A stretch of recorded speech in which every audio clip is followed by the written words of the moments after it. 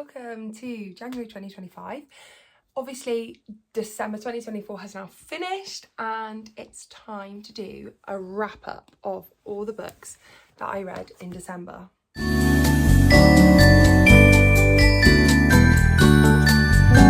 Which, I know this doesn't look like a lot, but I actually read 10 because I had some Kindle books as well. So I'm going to use this video to go through these books with you. I forgot to introduce myself. Hi, my name is Lauren.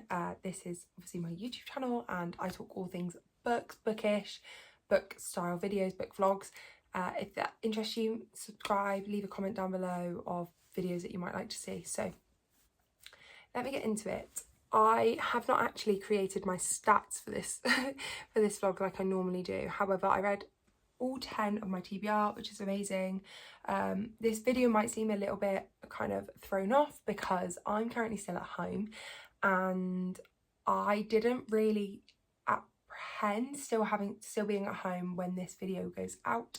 However, bad auntie that I am, I forgot it was my nephew's birthday on Monday, so actually I'm not going back until Sunday and this video goes out on Sunday. So I didn't really think about being at home when filming this video, and so I haven't created my stats and it's just a bit, I'm just kind of like getting straight into it and getting going. So let me get my Goodreads up and I'll actually see what order and star rating I did this in.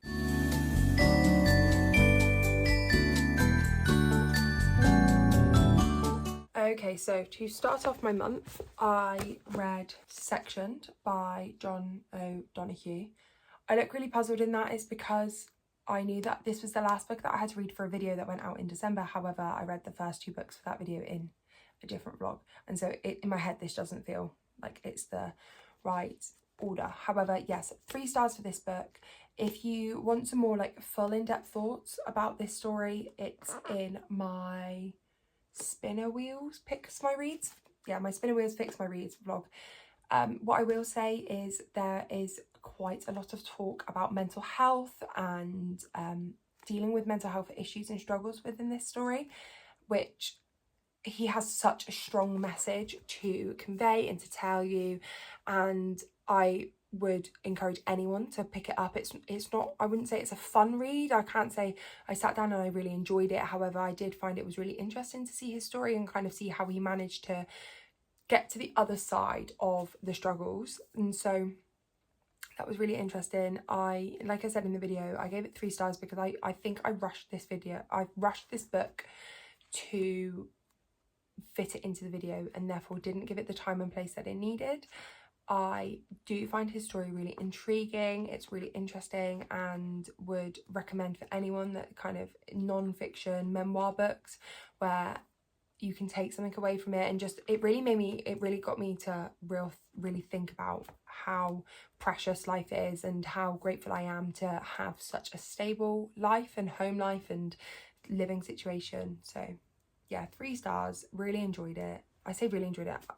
I did enjoy I didn't really enjoy the story or the book, but I did enjoy the fact that I read it and kind of learning from it. So yeah, that was book 1 of December. Book number 2 that I read in December was a 4-star read, so absolutely brilliant. Postscript by Cecilia Ahern. Again, this is featured in a video. This was finishing series video for December. I gave this one 4 stars. I thought it was a really good sequel to P.S. I Love You. I think it was necessary as a sequel. I do think it wasn't necessary. I do think P.S. I Love You kind of finishes off in a really nice way and it sums it up quite nicely, and so therefore if you enjoyed the end of that video then, or not the end of the video, end of the book, then stop there. Don't feel like you have to move on. But Postscript was just like a really wholesome time seeing her navigate, using her experience to help other people. And yeah, I really liked the characters in the first book, and so therefore I thought that was a really nice way to kind of go back into the characters and see where their lives are. I think it was 6 or 7 years after the time of the first book. So that was another book read in December, 4 stars. And so then the next book I read was Powerless, which I'll put a picture here. I loved this. I listened to the audiobook and I, for some reason, left the Chestnut Spring series to one side, and I don't know why. I just think I very much was like, oh, I've read the first one and then I gave it a little while and then I read the second one, and I think it's because they're interconnected standalones. The stories feel quite conclusive when you get to the end, and this is an interconnected standalone series that I would recommend reading in order because of the family dynamic that's created. I feel like if you read book 5 before you read book 1, you would spoil the couples in it, but it's not like some interconnected standalones where they only get a brief mention. These are quite connected together, like the family dynamic is. So although yes, you can read them in any order and understand what's going on, I do feel like that found family won't hit as hard if you don't like go in chronological order, and I absolutely love this. I want Jasper to be my boyfriend. He is like ultimate boyfriend. He literally, it's just, he falls first. It's that kind of thing, like where they're both in their own heads, and I love it. It's just the way he treats her, the way he talks to her. It's just, oh, it was amazing. I was listening to this whilst out on walks, and yeah, just really enjoyed it. If you've not read the Chestnut Spring series yet, please go out and read it. This had slightly, I do find Elsie Sewell's way of writing spice sometimes a little bit like toe curling, especially some of the words she uses to describe obviously private areas, and yeah, I found this story not to be that bad. I thought this story was more tension than spice, and so I really enjoyed that. Don't get me wrong, do not go into this book thinking, oh, I don't like spice, this is going to be spice free. It is not, but I did find this was less spicy than the other books that I've read so far in this story, or in this series. Then the next book I read was Serenade of Kings. This book again was another book that I felt fell down, or I struggled with. Because I said in the video, so again this one was in my finishing series blog, if I went off just vibes, I probably would have rated this one a 3-star. However, I do, like, objectively, I do really enjoy the book, and I enjoyed the plot, and I didn't want to put it down, and I did want to put it down, but I didn't want to stop the story. I didn't want to DNF. I was never sitting there saying, oh, I want to DNF. I really struggled with the fact that I had to read the story by a certain deadline. And I think because of that, I powered through the story and I kind of fell out of love with the characters. So I started the story and I absolutely loved it, and I worked out who the characters were by talking to the author, and just, it was incredible. And it's an arc book for me, so it's I've spoken to the author about it a little bit as well, and I really enjoyed it. However, it's just one of those stories which I think did fall kind of victim to the fact that I had to read it at such a fast pace. And I think, especially fantasy, I know I'm not a fantasy reader. However, there are just such specific fantasies which pique my fancy. Like you would have seen in, or you will see in one of my next videos, that I've just hauled Divine Rivals, and there are a few fantasies which I've read, like the Ektar series, and yes, I've enjoyed them and I've got positive things to say about them. However, they took me time, and I think I shouldn't read fantasy for videos, because then it puts a time constraint on them. Unless it's like, I'm going to read this fantasy for a video, but there's no, like, I haven't scheduled that video in. So sometimes, like this month, I'm going to put in a couple of extra videos because I just want to film them, and I think that would be a really fun thing to do. And so I could maybe do that with a fantasy book or whatever. So yeah, really enjoyed it. 4 stars. Please pick this up when this is released. It is incredible. The author is lovely. It's a YA fantasy book, and this is actually the prequel. So this is book number 2 of the series, but book number 1 is already out, and that's called Prelude of Fire by Christine E. Shoes. I can never pronounce her last name. However, book number 1 was incredible. Book number 2 is incredible. So please get it when it's out. They're all available on Kindle, or book 1's available on Kindle Unlimited, and I'm sure book 2 will be as well when it's released. And yeah, that gets released in February, so please support like this indie author, because she is genuinely lovely, and the book was incredible. So all the books that I've spoken about so far are all included in videos, so you can go back and watch those videos. And then the rest of the books that I kind of read were all on my TBR, but I read for my own kind of pleasure and could read at my own pace. So the next book I read was Killjoy by Holly Jackson. This is a prequel novella for A Good Girl's Guide to Murder, so I think it's really funny. Actually, I read this, so I've read book 1, book 2, and then I read this prequel novella because obviously it kind of, if you read it before the series, that's fine. If you don't, it's also not a problem. But I thought it was really strange seeing the characters interact before you know what happens. Now, I can't say any more, but if you've read A Good Girl's Guide to Murder, you will understand what I mean when you find out, obviously, the twist at the end of A Good Girl's Guide to Murder. That character is included in this prequel novel as a kind person, someone that they trust.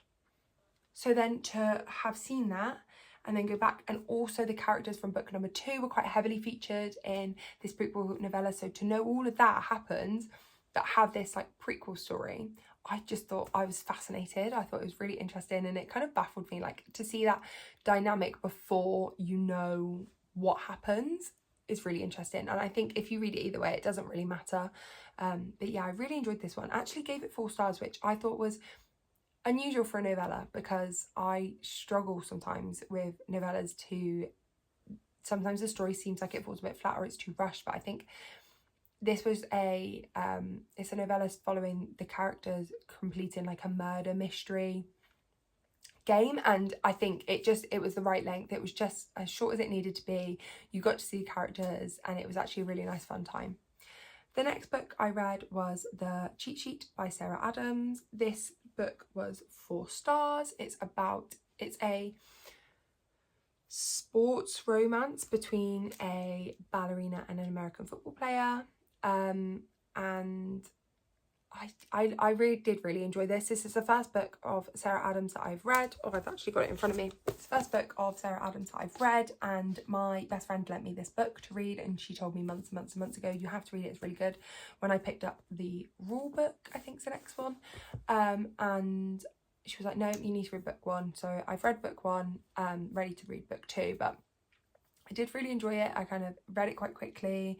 It was a really easy read. It was quite like a nice palate cleanser romance, because after reading Sectioned and then Serenade of Kings, I felt like I was going into a bit of a book slump, and I feel like these books that I read afterwards kind of slightly got me out of that. So I read Killjoy and then I read The Cheat Sheet, and I feel like both of those got me out of it a little bit, which really helped. And so then I did really enjoy it. I did contemplate, is it going to be a 5-star, is it going to be a 4-star? And I just feel like it just didn't give me that like proper true 5-star feels, and so I kept it at 4-star, but it did have that potential. And I do really like the couple, Bree and what's his name, Nathan, just so lovely. I want Nathan to be again my boyfriend, my book boyfriend. If you'd have asked me before November, December time, I would have gone, I've got one book boyfriend, it's Kai from Powerless. Other than that, none of the others really. Maybe Harden from After, just because he's morally grey and everything bad, and apparently that's what I like. But yeah, all the others I was kind of a bit like, oh, I don't really have a book boyfriend, never really seen it, don't really understand. Jasper from Powerless, Nathan from The Cheat Sheet, you've got me. Like, absolutely, I am sold on you two. Like, I just love it. I just love it so much. So Kai, Jasper, Nathan, Harden, I'm sorted. The next book I then read was The Rearranged Life of Una Lockhart. Now, this story had such an interesting premise. I gave it 3 stars. I feel like reading it, I really struggled to read it, and I feel like it's because of the text. It's so tiny. I'm sorry. I've got perfect eyesight. I don't want to be squinting. Yeah, it's a perfectly floppy book, which I know in America that's quite normal for you guys, but in the UK that's really unusual. So I ended up listening to The Rearranged Life of Una Lockhart as an audiobook, and I found that way I managed to consume it a lot easier. And I do feel actually that, like, in general, I'm wanting to listen to books a lot more as audiobooks rather than read them. And I mean, the next book that I'm going to talk about was the absolute exception, but this book, yeah, I struggled with, but I have been thinking about it a lot since, and I do like the concept. So this book is about Una, who is about to celebrate her 19th birthday, and her birthday is the same day as New Year's Day, so New Year. But when it turns midnight, so at the stroke of midnight, she transports to, so in the first one, she transports to a 50-year-old one body, 32 years in the future. However, she is still mentally like 19, and it's every year on her birthday, she then shifts to a different age, and you see like key things happening in her life, key people passing away, and then you see them like alive again, and you see like our relationships and key times. And I thought it was a really interesting concept, and I did really enjoy it. However, I didn't particularly like the actual physical writing in the book. And I think that's what stopped me a little bit. I did read some of it physically, but I really struggled, and I just like, I was really enjoying the story, and I kind of wanted to read, but then I'd pick the book up and I'm like, no, it's a bit ugly. I don't want to read it. So definitely had to listen to that one. The next book though, my little reading slump created from like having Serenade King sectioned on just like kind of heavy books. The next book blew me out of the park. I read it within 19 hours. I was going through a little bit in my personal life at the time, and so couldn't sleep, and so I was up until 4 a.m. reading it, partly because of my personal life problems, partly just because of the story. My book boyfriend is in here as well, so that's the third book boyfriend that I've managed to find this month. Go me. Their love and connection is wonderful. The author's writing, who I've never read before, is incredible, and I just need to pick up all of her books, and I want to read them all now. And I am talking about The Love Hypothesis by Ali Hazelwood. Any guesses for how many stars this is? Because it's 5 stars. Absolutely incredible. Like, I have no words for this book other than the fact that I read it in 19 hours, and I literally had to put it down because I had to go out. I didn't have to, but my dad took me out for the day, or not the day, we went out for a little bit of shopping, and so I had to put it down, and I was sad. And then I came back, and I think the first question I asked him was, are you all good now? Like, are we all good? Can I go upstairs and read my book? And he was like, yeah, you go. He was like, how long have you been reading this book for? And I was like, I just can't put it down, Dad. I just cannot put it down. I loved it. And also, it's just something about that text style where it's nice and big. Oh, I want to read all of Ali Hazelwood's books right now, which is why you'll see in my next vlog that I did haul another one of her books, because I saw it and I just couldn't not. Like, it's incredible. How can you not? How can I say no? So yeah, if there's one thing I've learned this month is go pick up Ali Hazelwood's books, because they are incredible. And this isn't, I wouldn't say this is a spicy book. It's got one spice scene in. My best friend loves spicy books. Like, that's kind of her thing. So I spoke to her about this one. She's not read this one yet, and I said it's very tension building, which is another one of our favorite things when we talk about books. It's very like, it builds the tension. There's always that like, oh, are they, aren't they, are they, aren't they, and just and then that spice scene at the end is a needed spice scene. Like, you need that to happen for them to develop their relationship. I'm not a fan of unnecessary spice. Not always do you need to be having all these like spicy scenes. It's just not needed. Like, unless it's going to add to the plot, I don't want to know. And that added to the plot. The next book that I read was 2 More Days, which is actually an anthology of multiple authors they all have to start their short story with 2 more days. So everyone starts the sentence with 2 more days. And I found it really hard to rate this one. I gave this one 3 stars because I thought it was middle of the road. There was some stories in there which really gripped me, and then there was other stories which I kind of zoned out with. This one you can get on Kindle Unlimited, but you can also get it on Audible. Not Audible Unlimited, but because you've got Kindle Unlimited, you get it on Audible as well, because I've got a membership. So I listened to this book because it's really long. Like, the audiobook's like over 24 hours, and I'm like, if I've got to sit down and read that, that's a long time.